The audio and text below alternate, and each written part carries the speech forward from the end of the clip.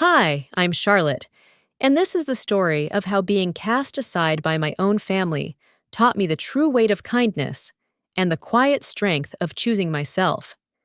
They handed me $200 and a duffel bag, believing it would be enough to erase me from their world. But sometimes, the life they push you out of isn't the one meant for you anyway. Before we go any further, tell me, have you ever felt like an outsider in your own family? If yes, comment number 1. If no, comment number 0. This is a family drama you don't want to miss. The night air bit through my coat, but it was the look in my mother's eyes that froze me to the bone. I pulled my keys from my bag with numb fingers, fumbling a little before I pushed open the heavy oak door of the house I'd once called home. The familiar scent of polished wood and Margot's expensive lilac perfume hung in the air, but tonight it felt strangely sterile, like a museum I no longer belonged in. The foyer was too quiet. I caught a glimpse of the chandelier overhead, its crystals throwing fractured light across the marble floor. It was the kind of house people admired from the outside, never guessing what rotted inside. As I stepped farther in, I spotted my mother standing rigidly by the grand staircase, her arms crossed tightly. Fiona leaned casually against the banister, a smirk curling at the corner of her mouth. Douglas stood farther back, hands shoved into his pockets, gaze fixed somewhere near his shoes. I offered a cautious smile. "Sorry I'm late. The shift ran long." Margot didn't respond immediately. Instead, she tilted her head ever so slightly, like she was studying a stain she meant to scrub away. "We need to talk," she said, voice clipped. Unease prickled down my spine. "About what?" Without a word, Margot extended a folded piece of paper toward me. I unfolded it with trembling hands. It was a bank statement, the highlighted transaction glaring up at me. $5,000 missing from Margot's personal account. My heart kicked against my ribs. "This isn't mine," I said, voice cracking despite my best efforts to stay calm. Fiona laughed softly, a condescending little sound. "Isn't it convenient," she said, "that the access came from your login?" I turned to Douglas, searching for any sign of support, any flicker of belief. His shoulders sagged, and he looked away. "You should pack your things," Margot said, her voice like a cold blade. "You're no longer welcome here." It was surreal, how fast life could dismantle.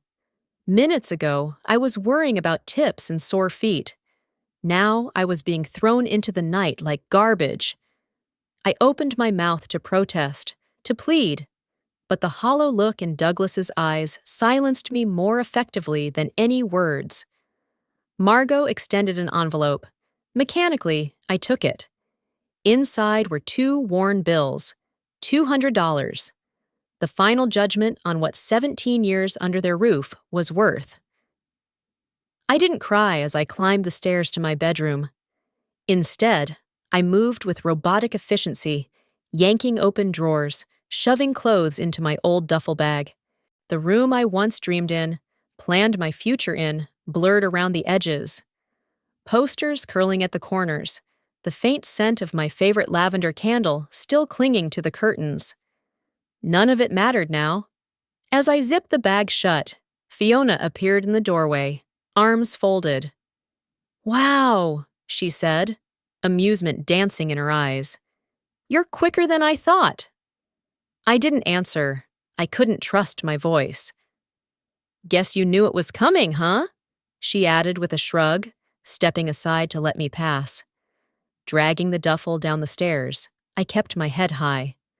Margot and Douglas stood by the door like sentinels. Fiona watched with detached interest. I hesitated only once, my gaze flicking to my father. For a heartbeat, I thought he might speak up, that he might fight for me. He didn't. With a hollow laugh, Fiona muttered under her breath, "Good luck, loser." just loud enough for me to hear. I stepped into the night, the heavy door swinging shut behind me with a final thud that echoed off the cold stone steps. The drizzle had thickened into a steady rain, soaking through my jacket almost immediately. I clutched the duffel tighter and walked toward the bus stop at the corner, my sneakers slipping slightly on the slick pavement. For a moment, I paused and looked back at the house. Warm light glowed behind drawn curtains. Somewhere inside, laughter floated faintly, a world I had been excised from like an inconvenient blemish. With each step away from that house, I shed the skin of who they thought I was and stepped into the unknown. Not every debt is paid in dollars. Some are paid in dignity. The rain hadn't let up. It drummed against the cracked window of my motel room, the sound a constant reminder of everything I had lost. The walls were a sickly shade of yellow. The thin blanket on the bed smelled faintly of bleach, and the heater wheezed like it might give out at any moment. It wasn't home, but at least it had a lock on the door. I pulled my father's old coat tighter around me and stared at the ceiling, the fluorescent light flickering above. Margot's parting words echoed in my head. "You'll regret this." Maybe I already did, but not for the reasons she hoped. The next morning, I trudged through slushy sidewalks to the diner, where I'd managed to snag a graveyard shift. The manager, a tired-looking woman named Bev, barely looked up when I clocked in. It was a place where coffee flowed like water, and the tips were as thin as the pancakes. Still, it was something. I kept my head down, pouring coffee, clearing plates, forcing a smile even when my feet throbbed and my stomach twisted with hunger. When my shift ended, I pocketed a crumpled $5 tip and stepped back into the damp chill of Seattle. I wandered for a while before spotting a tiny, battered diner with a neon "Open 24 hours" sign buzzing faintly. Something about it drew me in. I ordered the cheapest thing on the menu, a black coffee, and nursed it slowly, stretching the moment as long as I could. That's when I saw him. Huddled near the doorway, a man sat hunched against the cold, his coat threadbare, his hands trembling. His face was weathered, eyes sunken but surprisingly clear. He didn't beg or shout. He just sat there, invisible to the endless stream of people brushing past. Something twisted inside me. I had so little, but somehow it still felt wrong to ignore him. Without overthinking, I stood, wrapped my father's coat tighter, and walked outside into the drizzle. I handed the man my coffee, the hot cup pressing warmth into his cold fingers. "Stay warm out there," I said, offering a half smile. He blinked up at me, startled, then gave a small nod. "Happy holidays," he rasped. I hesitated, then dug into my bag and pulled out my spare umbrella, the one cheap thing I'd managed to keep from the house. I set it beside him without a word. His eyes widened slightly, and for a moment, something passed between us, a recognition deeper than words. He didn't say thank you. He didn't need to. I wasn't looking for gratitude anyway. I turned and walked away, my shoes squelching in the puddles, rain sliding down my cheeks. Maybe it was stupid to give away what little I had. Maybe Margot would have sneered at me for wasting resources. But as I walked farther into the night, something in me felt lighter. Later that evening, back in my motel room, I sat cross-legged on the bed with a $1 menu cheeseburger and a lukewarm cup of coffee from the gas station down the road. The heater still wheezed, and the rain still tapped its relentless rhythm on the window. But for the first time since that awful night, I felt a tiny ember of peace smoldering inside me.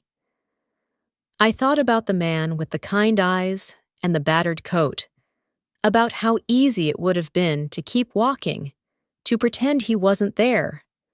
No one would have judged me. No one would have noticed. But I would have noticed. Maybe kindness wasn't a weakness after all. Maybe it was my beginning. Some roots grow stronger in the cracks. Spring crept into Seattle like an apology, slipping between the buildings and puddles, bringing with it the first hints of green after a long season of gray. I pulled my jacket tighter as I stepped into the cool air, my battered sneakers slapping against the wet sidewalk. Life hadn't gotten easier, but it had gotten steadier somehow. I spent most days in a co-working space just down the block from my rented room. It was nothing fancy: secondhand desks, spotty Wi-Fi, the constant hum of a cheap espresso machine. But it was a place to work, and that was more than I had a few months ago. Every morning, I carried my father's old coat slung over my arm, a reminder that even the most worn things could still hold warmth. Inside, the place buzzed quietly. People hunched over laptops, murmured into headsets, scribbled notes on napkins. Dreamers, like me. Survivors. The low hum of ambition filled the air, and somehow, it made me feel a little less invisible. I booted up my ancient laptop and pulled out my battered planner, the pages stuffed with sticky notes and half-formed to-do lists. My gigs were growing, bit by bit, scheduling meetings, organizing spreadsheets, even writing the occasional blog post for businesses that couldn't afford a full-time assistant. It wasn't glamorous, and the pay barely kept up with rent and diner meals, but it was mine. Most days, I skipped lunch to save money, nursing a cheap black coffee from the corner shop instead. I often crossed paths with Marcy, a freelance graphic designer who had a bright laugh and a collection of denim jackets for every day of the week. She was the one who told me about a client needing someone to manage their artist studio's emails. I didn't hesitate. Every new client meant another brick in the foundation I was trying to rebuild. The work wasn't easy.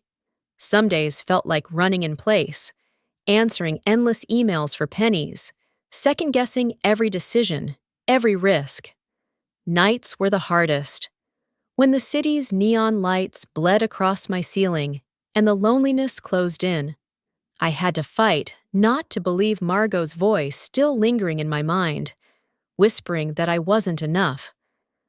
I hung on to small victories: a client who left a glowing review, a payment that cleared early, a stranger who held the door with a smile.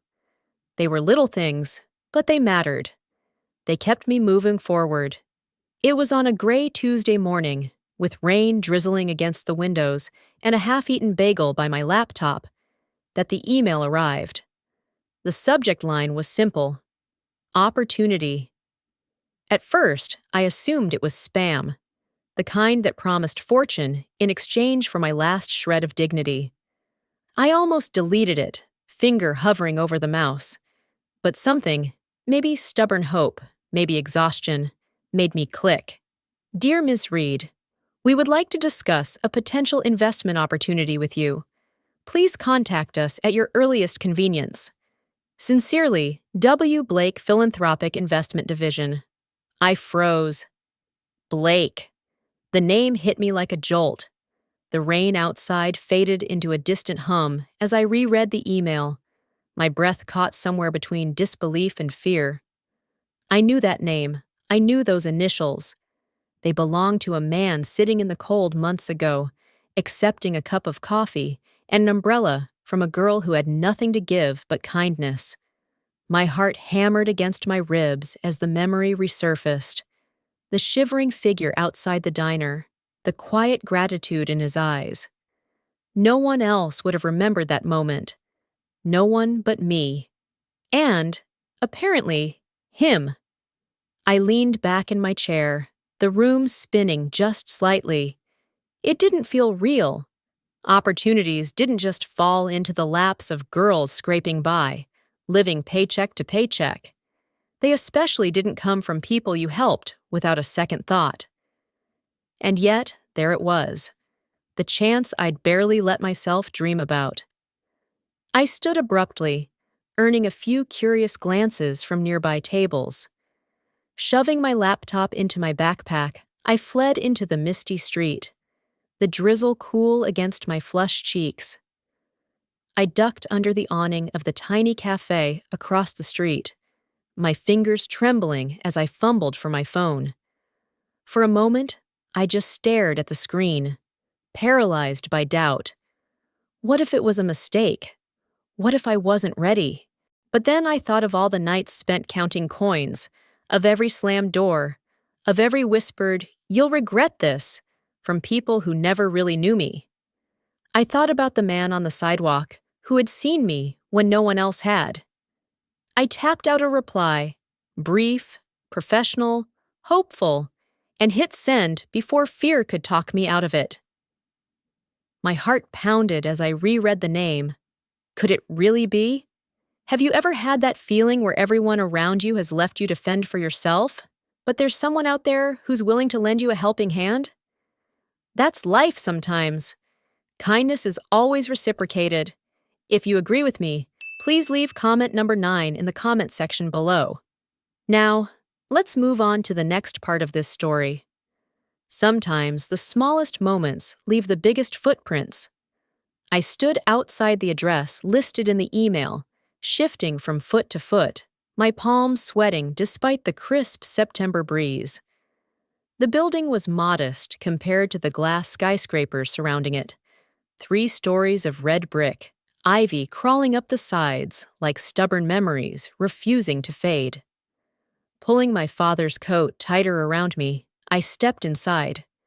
The front lobby smelled faintly of old wood and fresh coffee. A young receptionist smiled politely and motioned me toward the elevator without asking questions. Somehow, that unsettled me more. The elevator creaked to the 3rd floor, and when the doors slid open, I found myself in a bright, airy office with wide windows overlooking the gray shimmer of Puget Sound. A desk sat at the far end, uncluttered except for a single manila folder. Behind it stood Warren Blake. Gone was the hunched figure from that rainy night. Today, he wore a simple navy suit, crisp white shirt, no tie. His silver hair was combed neatly, his shoes polished. But the eyes were the same. Warm, steady, seeing too much. "Charlotte Reed," he said, stepping forward and offering his hand. His grip was firm, but not overpowering, the kind of handshake that said he respected you before you earned it. I managed to find my voice. "Mr. Blake, thank you for meeting me." He smiled, a real one, not the tight-lipped kind Margot favored. "I believe it's me who should be thanking you." I blinked, thrown off balance. "For what?" He gestured to a pair of chairs by the window. I sank into one, clutching the strap of my worn bag like a lifeline. "You didn't know me," he said, lowering himself into the seat across from me. "You had nothing to gain, and yet you gave. A cup of coffee, an umbrella, a moment of your time." I opened my mouth, but no words came out. He leaned back, studying me. At the time, I was reassessing things, wondering if there were still people left in the world who didn't measure worth by bank accounts or last names. I swallowed hard, a lump forming in my throat. "You reminded me there are," he said simply. From the folder on the desk, he pulled out a sheaf of papers and slid them toward me. I hesitated before reaching for them. Across the top, in bold black letters, were the words, "Investment Agreement." $2 million, he said, his voice casual, like he was discussing the weather. "To fund your business ventures. No strings attached, just quarterly check-ins. I believe in investing in people, not products." I stared at the papers, the words blurring together. My hands shook slightly as I turned the pages. "You don't even know me," I whispered. He smiled again, eyes crinkling at the corners. "I know enough." The walls of doubt that Margot and Fiona had built around me cracked, just a little. Maybe, just maybe, I wasn't the failure they'd insisted I was. I signed the contract before fear could make me hesitate. As the pen left the paper, a strange feeling washed over me. Not relief, not excitement. Something deeper. A shifting inside my chest, like a door unlocking. "You planted a seed of hope that night," he said. "Now watch it bloom." I looked up, and for the first time in a long while, I believed him. Some victories are silent, measured not in applause, but in the soft closing of a door behind you. The key slid into the lock with a satisfying click. For a moment, I just stood there on the weathered porch, my hand resting on the doorknob, afraid to turn it. The autumn air was crisp, carrying the scent of wood smoke and damp leaves, and somewhere nearby, the faint laughter of children echoed down the street. This was mine. My own little house, a modest brick place nestled between two towering maples that blazed red and gold in the waning sunlight. A white picket fence, a creaky screen door, a cracked walkway lined with stubborn patches of grass. To anyone else, it might have looked unremarkable. To me, it was a palace. I pushed the door open and stepped inside. The floors groaned in protest, the scent of old wood and dust greeting me like an old friend. Light streamed through the front windows, catching motes of dust dancing lazily in the air. The living room was small, with faded wallpaper and a fireplace that needed work, but it wrapped around me with a quiet kind of welcome. Setting my bag down, I walked through the empty rooms, one by one, trailing my fingers along the door frames, the chipped windowsills, the banister that would need sanding. The kitchen was tiny, its linoleum floor yellowed with age, but the window above the sink overlooked the backyard, where a single maple tree stood tall and proud, leaves fluttering like flags. It wasn't perfect. It was better. After months of scraping by, of building something from nothing, I had signed the papers that morning with hands that shook so badly I could barely hold the pen. The real estate agent, a woman named Nancy, who wore bright scarves and smelled like lavender, beamed at me like a proud aunt when I handed over the cashier's check. "First home's always the sweetest," she said, squeezing my hand gently. "You'll see." And now here I was, standing in the middle of an empty house that belonged entirely to me. No Margot's disapproving glances, no Fiona's smug smiles, no cold silences from Douglas. Just me, my battered suitcase, and a future I could finally call my own. I sank down onto the hardwood floor, pulling my father's old coat tighter around me. It smelled faintly of the past, of bonfires and wet leaves, and something else I couldn't quite name. I closed my eyes, breathing it in, letting the quiet settle around me like a second skin. A soft knock startled me. I scrambled to my feet, heart pounding, only to find a woman about my mother's age standing on the porch, a warm smile wrinkling her face. She held out a pie wrapped in foil. "Welcome to the neighborhood, honey," she said, her voice rich with the kind of warmth I hadn't heard in a long time. "Pumpkin pie. Thought you might need a little something sweet to start fresh." Tears pricked the back of my eyes as I accepted the pie with trembling hands. "Thank you," I managed, my voice thick. "Happy early Thanksgiving," she added with a wink, before retreating down the steps, leaving behind a trail of cinnamon and kindness. I carried the pie into the kitchen and set it carefully on the counter. For a moment, I just stared at it, the simple gift heavier than anything Margot had ever offered me. I wandered back into the living room, still marveling at the strangeness of it all. I was home, not a guest, not a tolerated inconvenience. Home. The sun dipped lower, casting long shadows across the floor. I watched the golden light slant through the windows, painting everything in a soft, forgiving glow. My phone buzzed in my back pocket, jarring me out of the moment. I pulled it out, expecting maybe a welcome text from the realtor or another job alert, but the name flashing across the screen stopped me cold. Fiona. And just as I set down the keys, my phone buzzed. A name from the past flashing across the screen. Fiona. Some battles aren't about winning. They're about knowing when to walk away. The house looked exactly the same. The manicured hedges, the glossy black door, even the heavy brass knocker shaped like a lion's head, all frozen in time, like a painting that refused to acknowledge the cracks beneath its varnish. I stood at the end of the driveway for a long moment, the cold November wind teasing the hem of my coat. My fingers itched to turn back, to walk away before old ghosts noticed I was here. But something steadier rooted me to the spot. I wasn't here for them. I was here for me. Squaring my shoulders, I climbed the steps and rang the bell. A heartbeat later, the door swung open, and there was Fiona. Her face was thinner than I remembered, her smile tighter, brittle around the edges. "Charlotte," she said, like my name tasted strange on her tongue.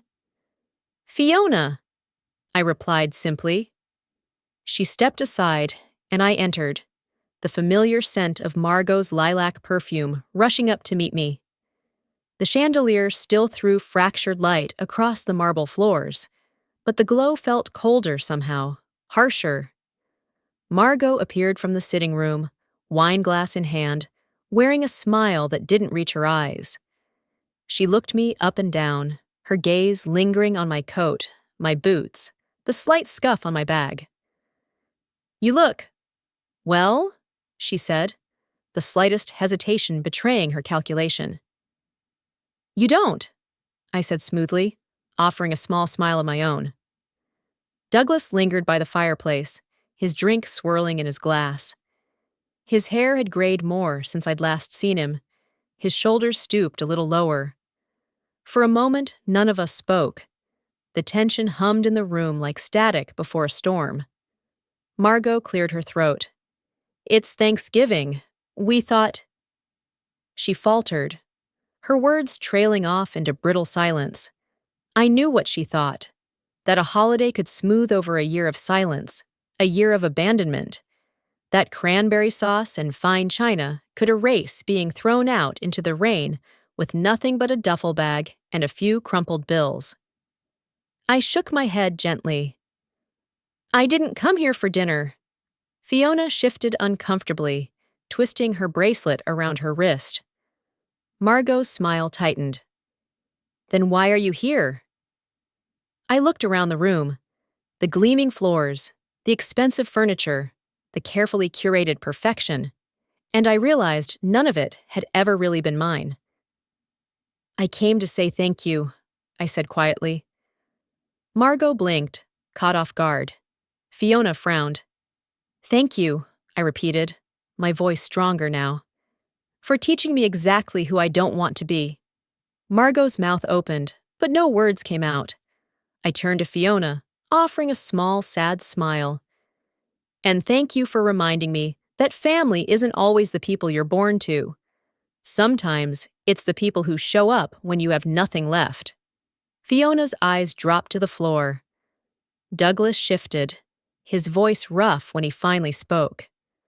"Charlotte, we made mistakes." I nodded. "Yes, you did." The old me would have clung to that admission, desperate to believe it meant something. But not today. Today, I didn't need their validation. I didn't need their approval. I needed my own peace. I stepped back toward the door, my hand resting lightly on the handle. "I wish you well," I said simply. Margot's expression cracked for the briefest second, something raw and ugly flashing through her eyes before she masked it again.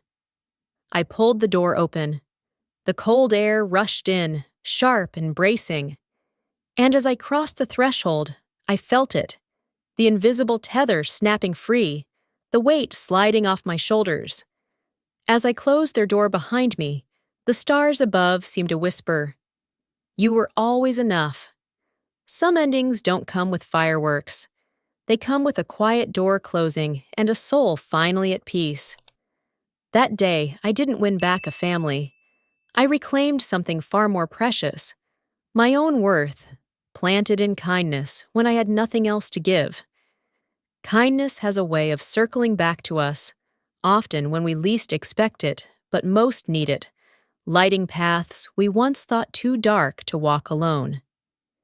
If this story touched something inside you, maybe take a moment today to offer a little grace to someone unseen.